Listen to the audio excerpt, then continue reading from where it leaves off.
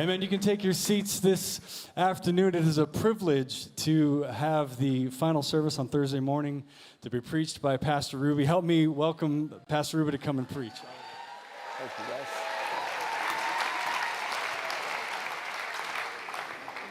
What a privilege it is, powerful preaching this morning. I mean, it's tremendous. And I'm actually very challenged as I stand before the conference body today, so I will just get right to it. We've heard a lot of messages, and I will try to add to the total here with a word from God.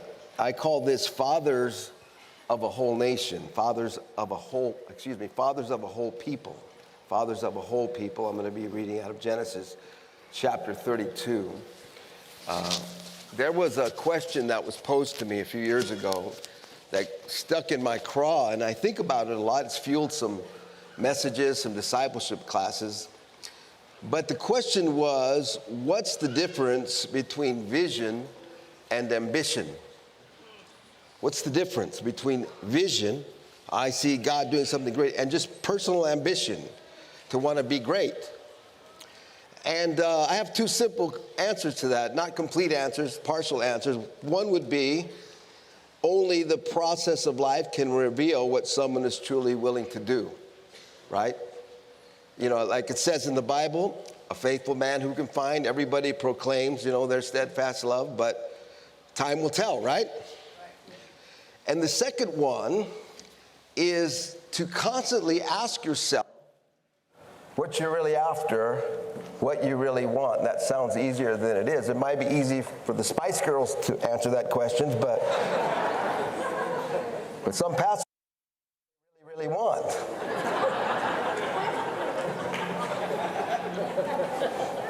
Because when you're struggling with destiny, it's not that easy sometimes. And so I want to talk about that struggle and that goal. God used my life to touch people. And so Genesis chapter 32, and Jacob was left alone, and a man wrestled with him until the breaking of the day. When the man saw that he did not prevail against Jacob, he touched his hip socket, and Jacob's hip was put out of joint as he wrestled with him. Then he said, "Let me go, for the day has broken." But Jacob said, "I will not let you go unless you bless me." And he said to him, "What's your name?" And he said, "Jacob." Then he said, "Your name shall no longer be called Jacob, but Israel, for you have striven with God and with men and have prevailed." Then Jacob asked him, "Please tell me your name." But he said, "Why is it that you ask my name?" And there he blessed him. So Jacob called the name of the place Peniel, saying, "For I have seen God face to face, and yet my life has been delivered." One more verse, Hebrews 11:21. By faith, Jacob, when he was dying, blessed each of Joseph's sons and worshiped as he leaned on top of his staff.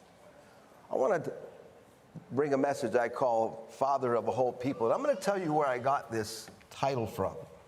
It actually came from a quote by Saul Bellow, an author, and from a book called The Adventures of Augie March. Now, I feel like I just owe you an explanation for this. During lockdown, I was binging on, the greatest books of the 20th century, and I happen to be in this one. But anyway, there's a character, Augie March, and his whole crisis in life is trying to figure out how to be a successful man. This is kind of his struggle, and so his thoughts are going through this idea constantly throughout the book. But all of a sudden, he makes this thought is articulated, I should say, that just grips me because I understand it. And this is how it goes. Saul Bellow, it says, "How many Jacobs are there who sleep on the stone and force it to be their pillow? Or go to the mat with angels and wrestle the great fear for the right to exist? These brave men are so few that they are made to be the fathers of a whole people."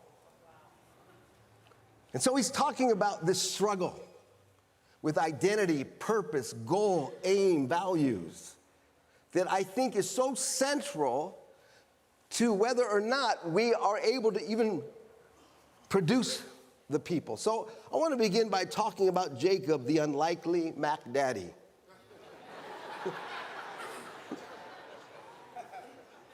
Before I go there, let's talk about the DNA testing for a bit. 23andMe, Ancestry.com, and all that. A lot's being said about that, but it reminds me a lot of reincarnation, and I'll tell you why. Because you know how when someone talks about reincarnation, they always associate with the powerful and never the peasant. They start meditating, they get a mantra, and the next thing you know, they were Mary, Queen of Scots in their last life. But do you ever, I'm sure you have, but they're never the chambermaid that emptied Mary, Queen of Scots' bedpan, They're always the important person in the story. And so I would say that a lot of times, that's the way people get their DNA test. Did you know my forefathers came over on the Mayflower? Well, it could be true. And everyone's always looking, for that link to some great person from the past. But I'll tell you what I did actually find out, that most people, probably speaking over 50%, come are the offspring of a powerful progenitor. Do you know it's actually true? I was reading about Genghis Khan. This is where I got it from. I have a figure here. Genghis Khan, they say to this day, has 16 million male descendants. Now that was a Mac Daddy right there. Good thing they didn't have paternity lawsuits in those days, man. He would have been in trouble. But Jacob, he's a guy that didn't start out looking like Genghis Khan. He was Genghis Khan's little brother, in fact. He had nothing in him that you would have ever seen this emerging in his life. He started out very slow, and the whole story of his life is how he emerges to be a great father. And so I want you to consider what he was up against, how he evolved. And from the earliest years of his life, Jacob was a struggler. He struggled. And he had, as I said a moment ago, a very excellent alpha male older brother. And I think this is one of the reasons why he had to struggle. The name Jacob means heel grabber. This is a fantastic little brother's name. It's what it is. It's like the little brother's name of the ages. Because from the very beginning, you're always chasing.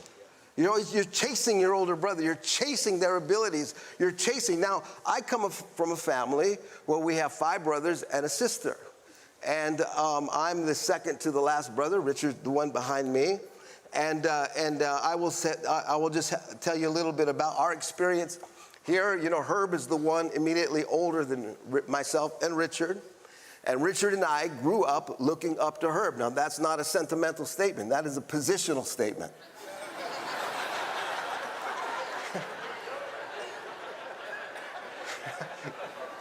And I'm not just saying this because he's my brother, but he was excellent at everything. He was a bit of a wonder child. I don't think he got anything but an A until he was in the 5th grade. And even then, that was a controversy. Not only was he smart, he was a good athlete. When I was still in the farm in Little League, that's the 3rd level, Herb was already only 1 year older than me. He was in the majors, pitching. I mean, the uniform barely fit him, and his hat was falling off his head. But, there he was, competing with the big kids. And one of those kids actually went on to, one of those guys was a star in MLB years later. He was a good fighter. He had a lot of practice on me and Richard. You fight the hamburger, and then you go on, move on, and then... And so we try to follow him and emulate him, and to a great degree, always follow him. But you're talking about excellence on every level. And it was really, and I'm sure Richard could tell you the same thing, that there was a real challenge issued. And so it's funny, it always built up, you always have the sense, he probably didn't sense it at all, but the sense of like overwhelming sometimes. And I remember being 16 years old, finally getting the courage. I don't know what it was. We were probably both a little helped by some other substances. But it was on a dance floor at my cousin's wedding. I remember we were arguing over who's going to use the car. And all of a sudden, man, I just mustered the courage, and I just challenged to a fight on the dance floor at my cousin's wedding. And Herb just like threw the keys at me and said, "Get out of here," like something like that. To me, it was a near-death experience, but to him, it was just, "Get out of here."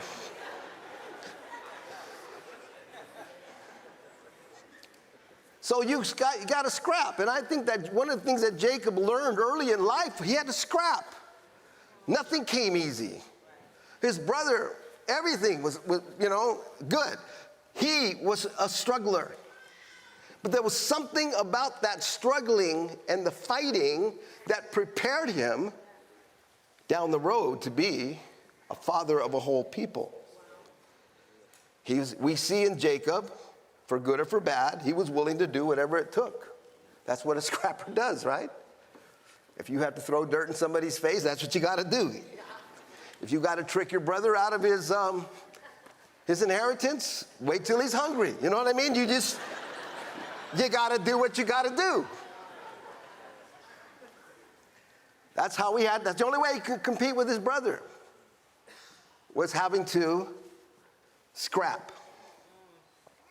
And let me just point this out about Jacob. He left home. His brother never did. You know, he was willing to leave. He had to go. He had to get out.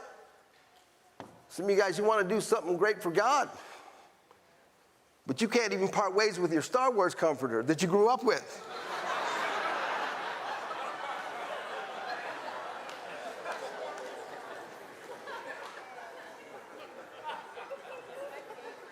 Jacob, at least he was willing to do whatever it took. I got to go. Get out of here. Go. So I want to talk about what it takes to go to the mat with destiny. That's who he was. It's like this quote said, the willingness to go to the mat with destiny, the willingness to go to the mat with your great fear. That's what makes somebody unique, because we all have it. He was wrestling with this, and to break this down, I will talk about what it compares with us is wrestling with your given circumstances. You know, Luke 13, verse 24 says, "Strive to enter through the narrow gate. For many, I say to you, will seek to enter and will not be able." Jesus is giving, and this goes with some of the powerful words we've heard last night, today, about the struggle, the sacrifice. Nothing is automatic and nothing is easy. And there was this was Jacob's story, striving to get through, striving to contend, striving to be relevant. You know, one of the great heresies of today's gospel is that if you have faith, you shouldn't have to strive. If you really have faith, we hear this, let go and let God, and I get the concept, you know. But, you know, the idea, though, that if you're really contending, if you're fighting, if you're struggling, if you're hurting, if you're getting kind of mental anguish, then you're not doing it right. You don't get it. You're supposed to just be passive. You know, that's why reading Christian history is so important. Read about these people. Every one of these great men struggled. And let me tell you that we always tell the end of the story like, finally they understood. Like Martin Luther, for example, he would go to confession so much, that his confessor priest just said, "Go, get out of here. Right. Don't come back until you really sin." Because he was just tormented. But let me tell you something. The torment was part of his story. And Wesley, all these guys had the same story. They struggled. It hurt. They didn't know who they were. They wanted to be relevant. You know, John Wesley's first trip to the United States was an absolute disaster. Do you know he escaped? Because the cops were looking for him? And not because he was just such a good preacher either. They felt he had violated his position. You know, part of the problem is that we live in the gospel, and our time has been feminized.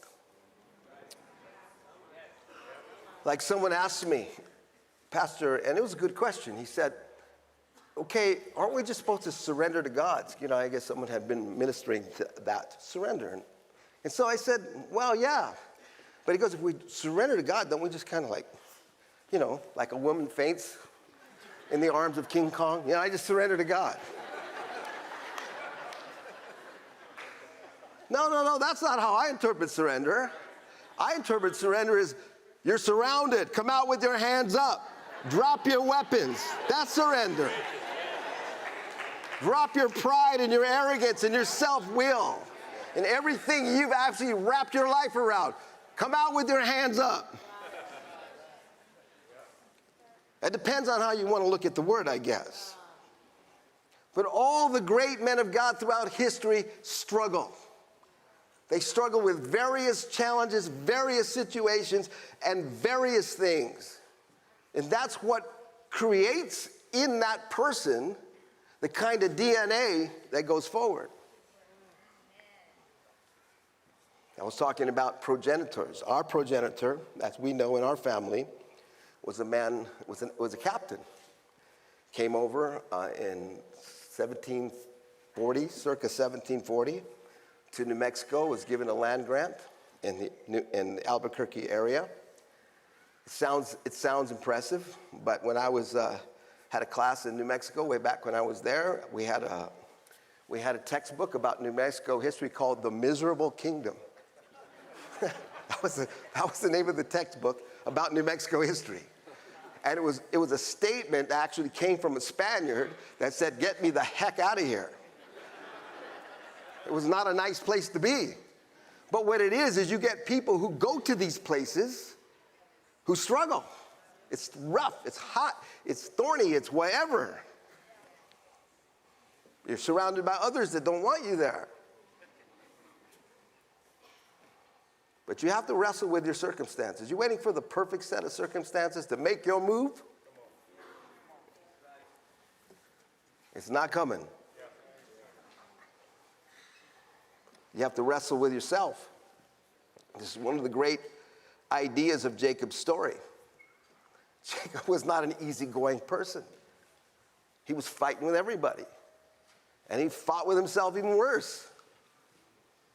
It says, "For you've striven with God and with men and have prevailed." I mean, this guy was a struggler, but he was also a fighter.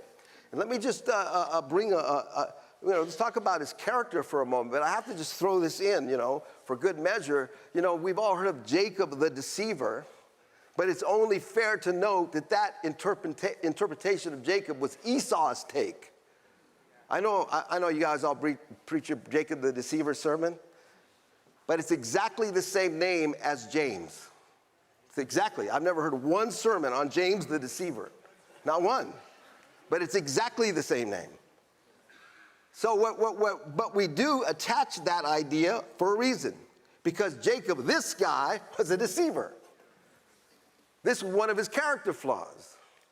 And that he was using all of his own devices in order to get what he wanted out of life. And maybe, again, going back to having such an overwhelming and accomplished brother, but there was something about him where he leaned too much on himself, on his schemes and his scams and his angles. Remember, what's the difference between vision and ambition? This guy had lots of ambition, but one of the ways you can identify ambition is because you tend to use your fleshly giftings to push it. Dropping a dime here on this guy who's ahead of you. You know what I'm talking about? Putting little reports in and there. That's why a lot of people report like that. Yeah, I've been around, in leadership situations because they think it enhances their position. Get this guy out of the way and maybe I'll move up another spot. Only like 40 other guys have to die for me to get a shot. You know what I'm saying? 39 now. I just knocked this guy down. That flawed nature. And we start applying this flawed nature to the things of God, to the purposes of God, to the destiny of God. And it stands out because it's ugly, because it stinks, because it's out of sorts with spiritual things.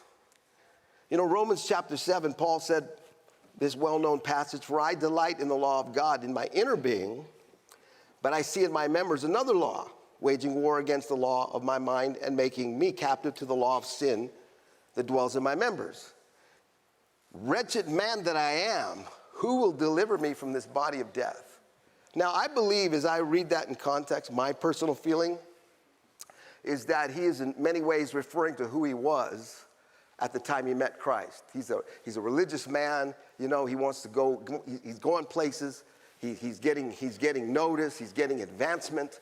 And he's talking about this spirit where at one time you delight in all that God is doing. Let me tell you, we know exactly what this is like, right? You delight in what God is doing, but there's a side of us, man, that's flawed, deceitful. Our heart's coming out, envy, pride, promotion. So Jacob was forced to confront his own character flaws. Pastor Courtney spoke about being out, isolated with God in the private place. This is what's going on with him. As he's there, things that he was relying on and leaning on, now he's in a place where it's all come home to roost. And it's not a pretty picture, but here again, he's got the courage to face the great fear. What's the great fear? I'm not going to make it. I'm messed up. I'll never have what it takes.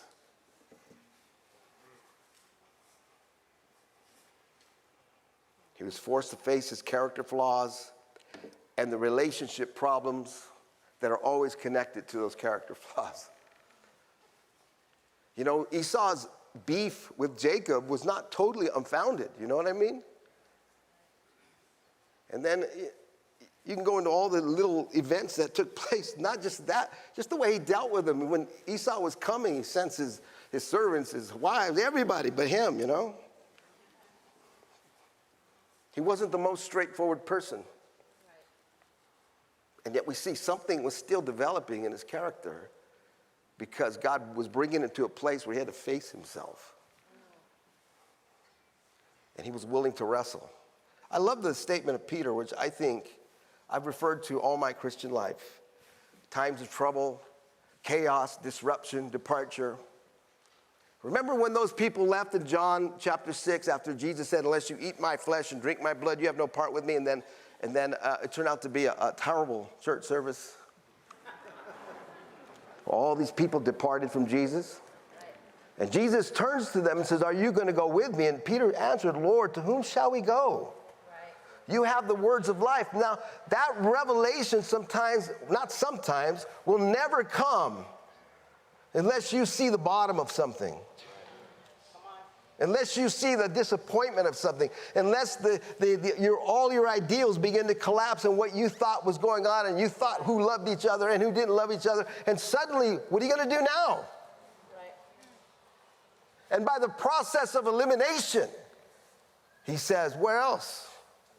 Which I love that response. He didn't say, well, you've got this, you've got that. He said, I don't know where else to look. Right. That's what I call facing the great fear. What did Job say? The thing I feared most came upon me. You know, the great story of Job is that when he faced that, and he had saw a reflection of himself. He was a do-gooder. He was a nice fella. But he was more worried about his own personal success and his image, that everything was stable, these are qualities underneath. Perhaps the surface, he was a man of great character, but his great fear was to be exposed without any of that, and he found out he could face that and live.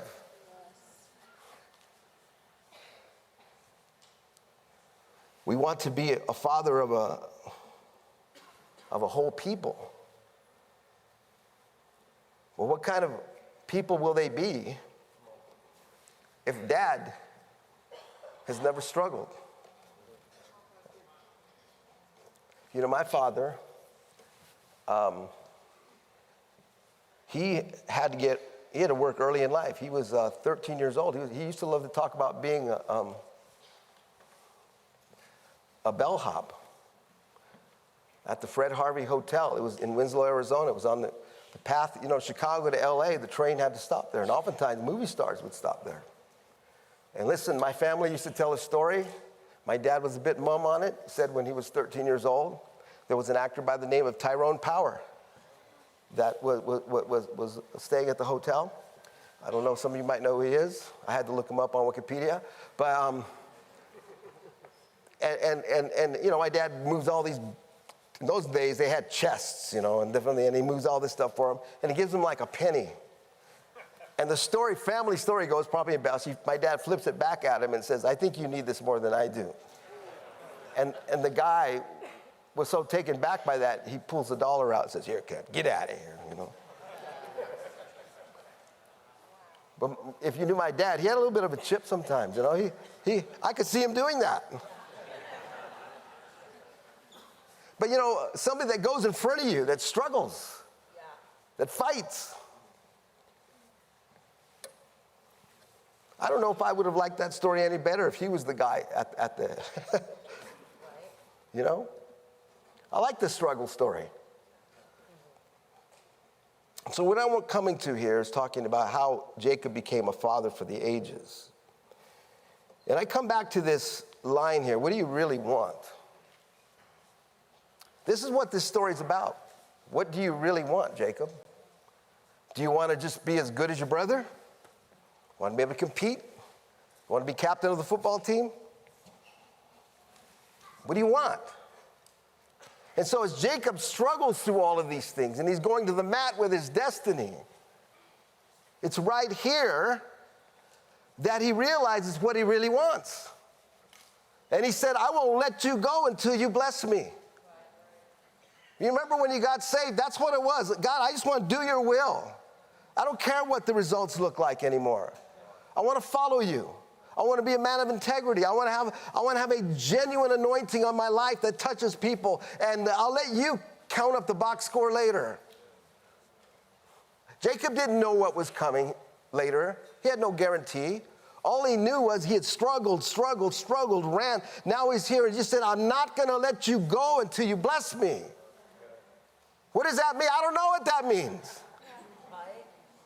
But it's you. It's yours. Your calling. You know, there's a verse here in Genesis 46. I'm going to kind of skip over to that. Genesis 46 is an interesting chapter because this kind of gives you the spectrum of from the beginning to the end.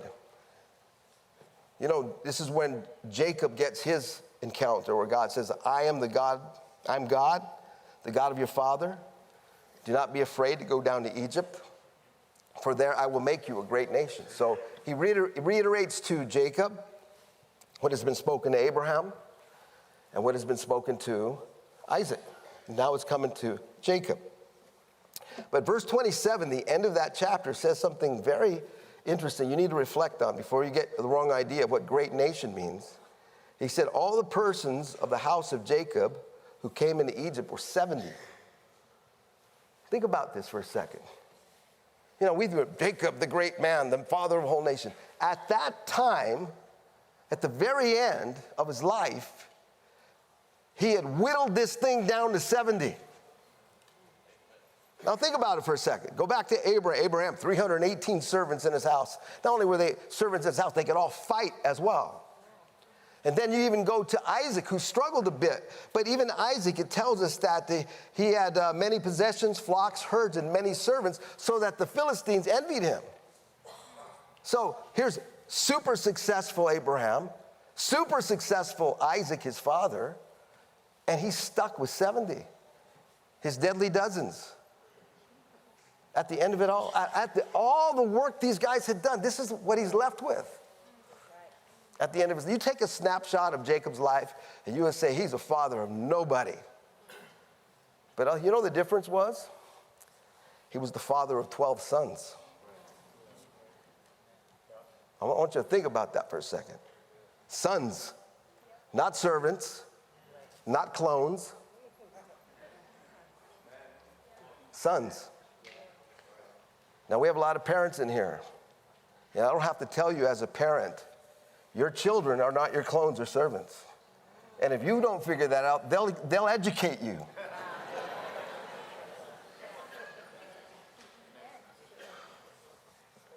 They're their own people. This is why do you think the Bible says honor your father and mother? Because they have too much insider trading information, as we heard about the other day.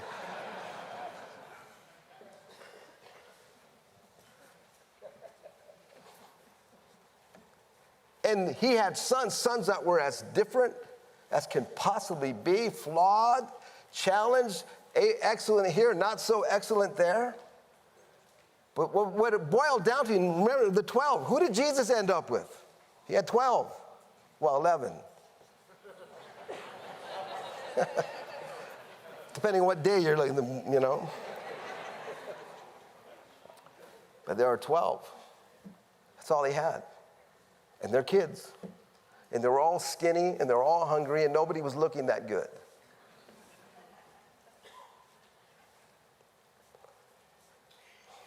I want you to consider, I'm talking about, again, a father for the ages. The remnant of Abraham, Isaac, and Jacob are not called the Abramites, the Abramoviches. They're not called that. Right? Or the Isaacos. They're called Israel. Right.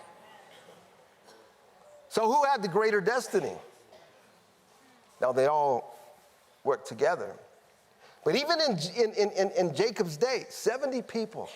You would even compare him to his own son, Joseph, and it looks a joke. You wouldn't, you know, it would have been very easy for Jacob at this point of his life to just resign, say, forget all that, forget my, you know, whatever God's doing in my life. He could have just lived vicariously off of Joseph. Right. I wouldn't have blamed him. You know, he would probably say, do you know my son, the prime minister, you know? He not only plays golf with Pharaoh, he plays golf with the king of Moab. You know, he's going places, you know. Have you seen his chariot? Yes, Bentley makes chariots, you know. He could have just lived vicariously off of him. But in reality, even at that moment, Jacob's destiny was still greater than Joseph's. This tells me something. When we become fathers of a whole people, that doesn't mean we get the promise of being a great administrator over a large swath of humanity. That's not what that means. Because Jacob was not. His son was, but even what his son was doing wasn't good enough, was it? No, Jacob was the father of a whole people. And that story would not be completely known or understood for a period of time. That's how life is. Sometimes we as pastors, we eat our hearts out. I've labored for nothing. I've worked and worked and worked. And you take the snapshot, right? And you say, this isn't gone anywhere. Because you're comparing yourself oftentimes to Joseph.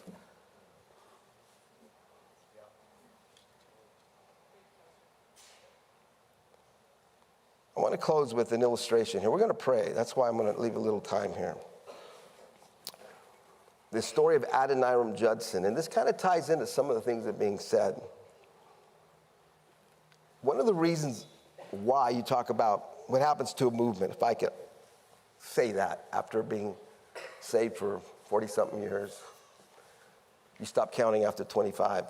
And so is that sometimes the younger people who have gifts and abilities get real iffy with the vision. I appreciate what Shamar was saying. Get real iffy about, you know why? Because you think you have it all figured out. Because you don't see it as this vision like many times we saw it. I could be a father of a whole people. You see it as being a cog in a system. It doesn't mean a bad system, but a cog in a system. And you're too smart for that. You see it, you know the struggle. Some of you are pastors' kids. You've seen your parents struggle. You see the financial sacrifices and challenges. And you've lived them. You've experienced it firsthand. And so you can come to a point where you really miss the greater picture. It's not necessarily trying to be the most successful person in the moment. And let me tell you, that sometimes that message comes off inadvertently. As we declare the gospel, how successful are you? We're going to have 4 testimonies tonight. They're going to tell us how successful they are. Or not. So you're too cool for school, so to speak. I know you grow up as an evangelical Christian, and there are 3 career options: pastor, evangelist, or missionary. You know what I'm saying? And so you outgrow that mentality at some point, and you can see more. See the bigger picture. But what that ends up doing to some people is you give up the idea of calling. This fellowship has been anointed by God to touch the world with pastors, evangelists, and missionaries. So you sit in this environment. So you can never totally dismiss that sense of calling. But anyway, let me get to Adoniram Judson as we talk about a father of a whole people. I have a quote here from him. I'm going to start with his quote, and I'm going to try to explain it. He said, "Let me beg you not to rest contented with commonplace religion that is now so prevalent. Let me beg you not to rest contented with commonplace religion." You see, I know we sit here, we're the fellowship. Religion, of course I don't like religion. I'm in the fellowship, aren't I? Give me a moment to explain. Adoniram Judson came from a very devout people. He was from Puritan New England. His father was a man of God, a holy, his parents were godly people. His grandparents before him were godly people. His father was a pastor. But Judson he was a different kind of person. He was a prodigy. He learned how to read when he was 3 years old. When he was 16 years old, he graduated from what is today Brown University as the valedictorian. And Judson made it very clear, this religious experience is not for me, Dad. It smothers me, kills me. And so he did something like really radical back in his day, would it be like 1800 or so. Not only did he leave Puritan New England, he went to New York City to try to become a celebrated playwright. Now, it's like your kid saying, I'm going to go to Hollywood and wait on tables at Applebee's until my big break comes, you know? And so it would be something like that. I mean, not only did he not serve God, he actually went to a den of iniquity. And he followed a friend named Jacob Eames that he really looked up to, a guy older than him and a guy he really valued his opinion, etc. And the story goes, it did not go well. Nobody cared what he wrote, struggled, starved. And then when he finally decides to return, his friend Jacob has this tragic sickness and demise and just devastates him. So he goes back to New England Massachusetts with his tail between his legs. He's a broken man.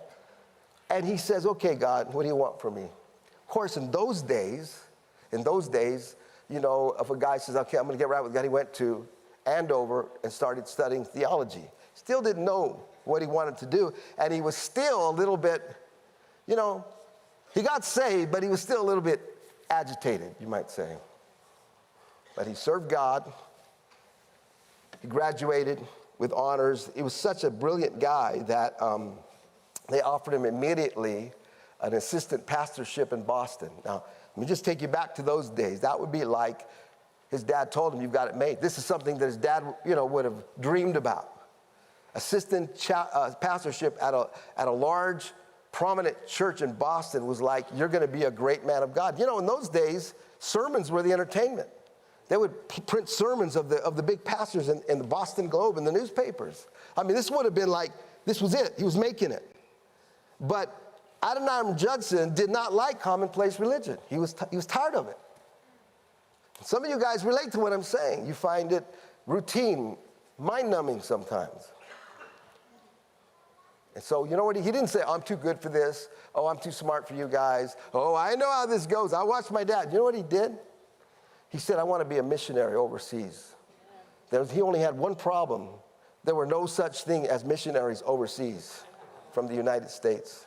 Never had been done before. They were like, there are plenty of Native Americans.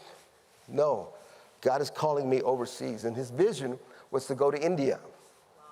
And And let me tell you before you think these people are all flako religious people, they weren't. They finally agreed after a time of prayer and fasting to send him. And the conglomeration of churches there, of congregational churches, raised 5,000 American dollars in 1810 or something like that.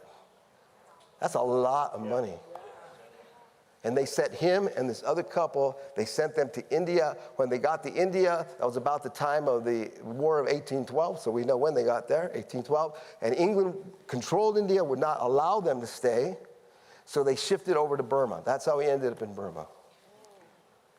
And the man lived his whole life laboring in Burma. 6 years before they made their first convert. He could have been a big deal in New England. He could have been a big deal. But here he is laboring for, and then he loses, I think, I mean, it's a crazy amount of family that he loses. He'd get married, and then the wife would die. He ended up, I'm not just saying this to be funny, but he was actually burying his wife and kids in the back garden, and he was not a serial killer. I mean, when you're laboring in Burma, people get sick. That's what you did. He translated the Bible into Burmese. In translating the Bible into Burmese, he became one of the fathers of the Burmese language because he had to invent all kinds of words to make it make sense in the Bible. And all in all, throughout his life, we know who he is now, but they didn't know then. The pastors in Boston would have been much more well-known than him in his lifetime. But I was reading recently, I read a great article about him. They said today, directly out of his out of ministry in Burma, there's